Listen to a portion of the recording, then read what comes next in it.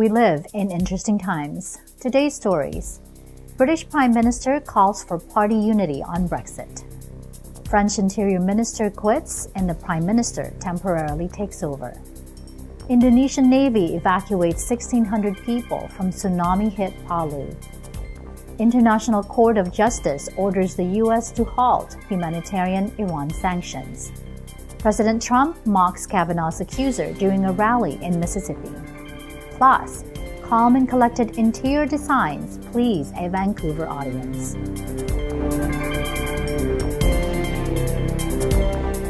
Hello everyone, I'm Anna Kui, bringing you stories from around the globe, and this is Eagle News, Washington, D.C.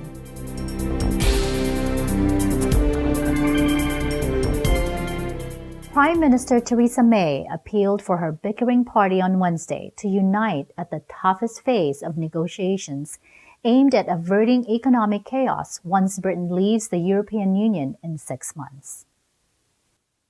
Those of us who do respect the result, whichever side of the question we stood on 2 years ago, need to come together now. If we don't, if we all go off in different directions in pursuit of our own visions of the perfect Brexit, we risk ending up with no Brexit at all. Their latest plan is to hold a second referendum. They call it a people's vote. But we had the people's vote, and the people chose to leave. It was one of the biggest speeches of her political career. May is buffeted from all directions, with European officials anxious that the two sides are heading for a messy divorce. Following warnings of the potentially calamitous impact a no-deal Brexit would have on trade, France's budget minister admitted on Tuesday that Paris was preparing for the worst. But May's immediate concern was to regain the confidence of her party and present a united front in crucial negotiations with Brussels over the next 2 weeks. She mixed optimism with a show of determination in a sweeping hour-long address.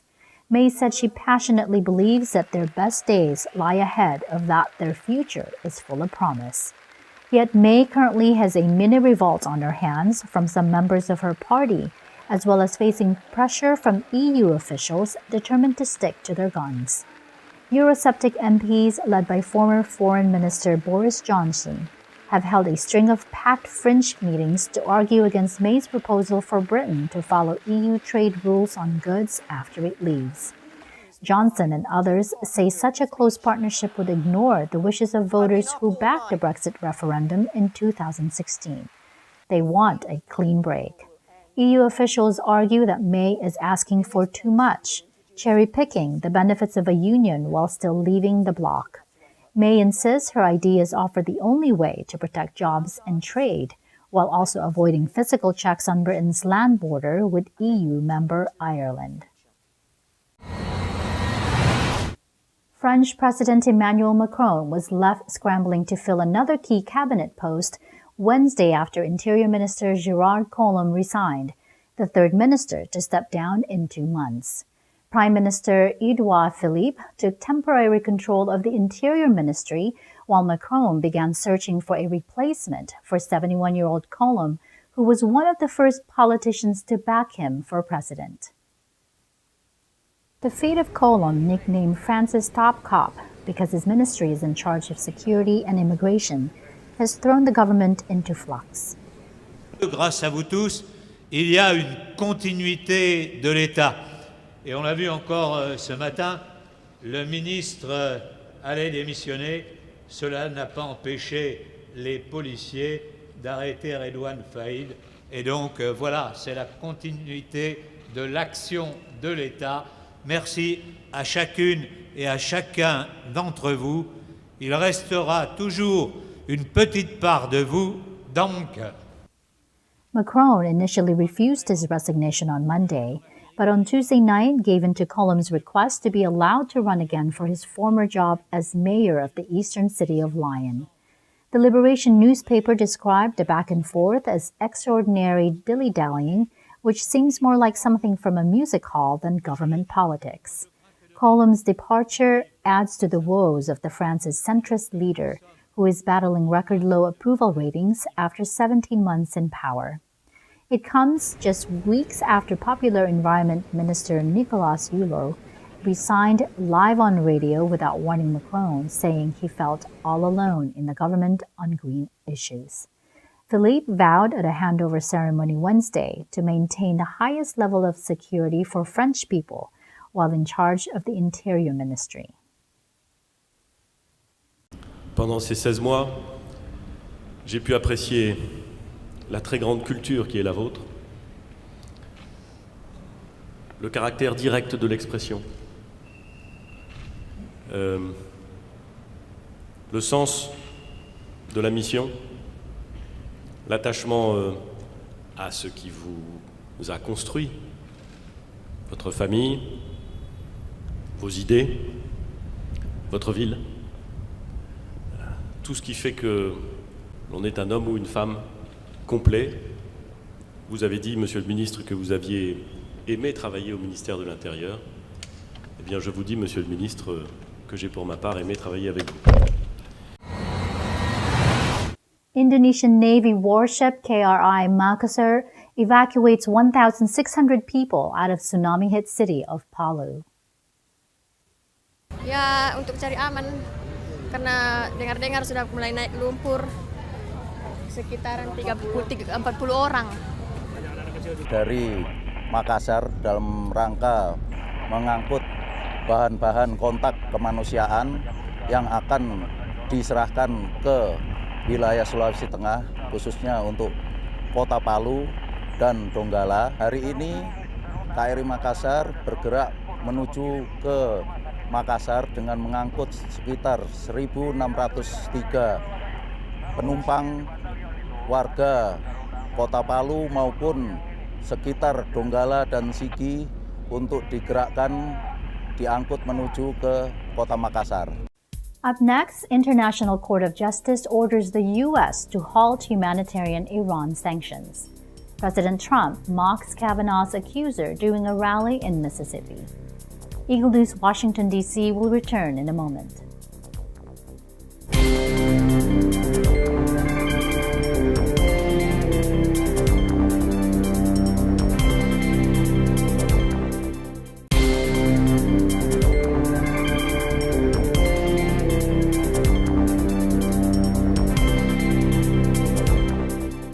Welcome back. You are watching Eagle News, Washington, D.C. The UN's top court ordered the United States Wednesday to suspend sanctions on humanitarian goods for Iran in a stunning setback for U.S. President Donald Trump. The International Court of Justice, or ICJ, handed down the judgment after Iran asked it to halt economic measures that Trump reimposed after pulling out of a landmark nuclear deal with Tehran. Judges in The Hague unanimously ruled that the sanctions on some goods breached a 1955 friendship treaty between Iran and the U.S. that predates Iran's Islamic Revolution. Please be seated. The Court considers that the United States, in accordance with its obligations under the 1955 treaty, must remove by means of its choosing any impediment arising from the measures announced on 8 May 2018 to the free exportation to the territory of Iran of goods required for humanitarian needs. The United States of America shall ensure that licenses and necessary authorizations are granted and that payments and other transfer of funds are not subject to any restriction insofar as they relate to the goods and services referred to in point 1. The court said sanctions on goods required for humanitarian needs may have a serious detrimental impact on the health and lives of individuals on the territory of Iran. U.S. sanctions also had the potential to endanger civil aviation safety in Iran and the lives of its users. President Donald Trump on Tuesday openly mocked a university professor who has accused a Supreme Court nominee of sexual assault, joking about her inability to remember details surrounding the night of the alleged attack. It marked an aggressive change of tactics after Trump had opted to show restraint towards Christine Blasey Ford, calling her a very credible witness following her Senate testimony against Judge Brett Kavanaugh last week. How did you get home? I don't remember. How'd you get there? I don't remember. Where is the place? I don't remember. How many years ago was it? I don't know. I don't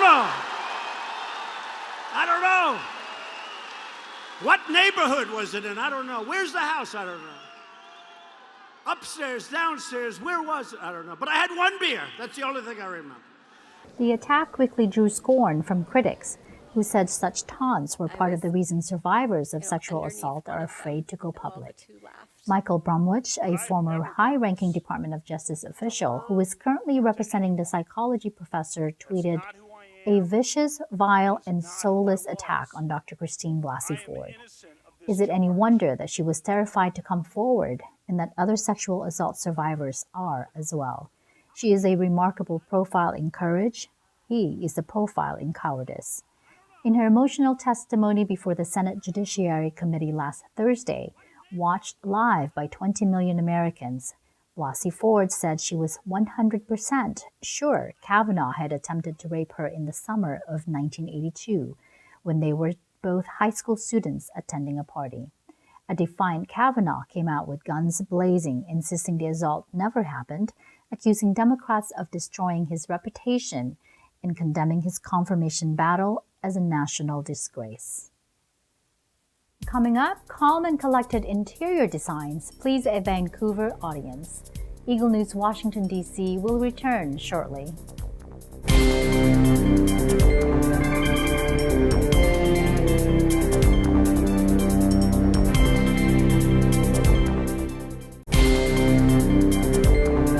This is Eagle News, Washington, D.C. I'm Anna Queen. Surface and Depth is this year's theme for the Interior Design Show Vancouver, aiming to present living spaces that do not only aesthetically please the eyes, but also positively impact your feelings and the environment. Eagle News correspondent Arnie Aquino reports. Calm, cool, and collected. Despite the buzzing energy here at Vancouver Convention Center, the vibe here is, oddly enough, warm and comforting. The exhibits are carefully curated to showcase calm, contemporary designs with a splash of nature, as is characteristic of the Pacific Northwest. IDS Vancouver Director Jody Phillips talks about the show's theme this year. Every year we do have a theme, and this year the theme is surface and depth. And the surface and depth refers to the fact that design can be aesthetically beautiful and pleasing to the eye, but it also can be good design can impact how you live and move and feel, and can impact your environment. Well, actually, Canadian by Nature is a play on that a little bit. So this is the second iteration. The first one was an installation in Toronto in January, a feature with the same name. This one was curated by myself, and the visual direction is by Glassford and Walker, a design and branding team from Vancouver, based here. And we wanted the content to encompass all different types of design and designers from all across Canada, but with a bit of a more focus here on the Pacific Northwest. So yeah, the whole nature thing is definitely part of this. Susanna Yorkland, a trend analyst from Helsinki, speaks about her thought process in curating her exhibit. I curate trend exhibitions also for Habitare Fair in Finland every year. And the process is such that, here we have works by 30 designers or companies. Okay. So we are featuring all kinds of design, but also art and immaterial innovations and companies. The idea was to actually have many levels to showcase the latest design in Finland. We have products from the Young Designer of the Year Andrea Hartikainen, we have loads of others. And then also to showcase innovations, like I mentioned, and also to talk about a little bit what Finland is about. That's why we have a video of the Finnish weather, for instance, showing in a window and things like that. Ali Veldry talks about his inspiration for his featured collection. Yeah, so I collaborated with a Montreal-based company, Mobilia, on a furniture collection called Modern India. So it was an awesome collection that we worked on. I went to India for 4 days. We designed it in Canada and then had it manufactured in India. So the whole inspiration is behind beautiful textures, marbles, lots of kind of handmade goods, beautiful lighting pieces as well, and also kind of a nod to everything handmade. You know what, I think when people think of traditional India, they think of beautiful kind of hand-carved kind of pieces, lots of wood, lots of marble, lots of color as well. So we really kind of minimalized the color portion of it. So we did things that are a little bit more neutral. Like the wood piece here, for example, you can see that it's whitewashed, but it has just some beautiful kind of texture to it. So it is hand-carved, but done in a modern way. So it's more kind of geometric rather than kind of floral. And then of course the hand kind of done textiles that we have, the beautiful stitching techniques, and then the use of brass as well. I think brass is something that's really on trend and super Indian as well, because brass was used a lot in India, but again, we've refined it by doing it in subtle ways and in modern ways and just using little hints of it. You know what, IDS Vancouver I think is an awesome platform. I think it's great because it really helps designers kind of get out there, and it helps to educate the public in what's going on, what's trendy in design, and really helps kind of local Canadian designers kind of get their name out there, and promotes companies like Mobilia that are Canadian and doing great things with Canadian designers. Reporting from the Vancouver Convention Center here in Vancouver, my name is Arnie Aquino, 1 with 25.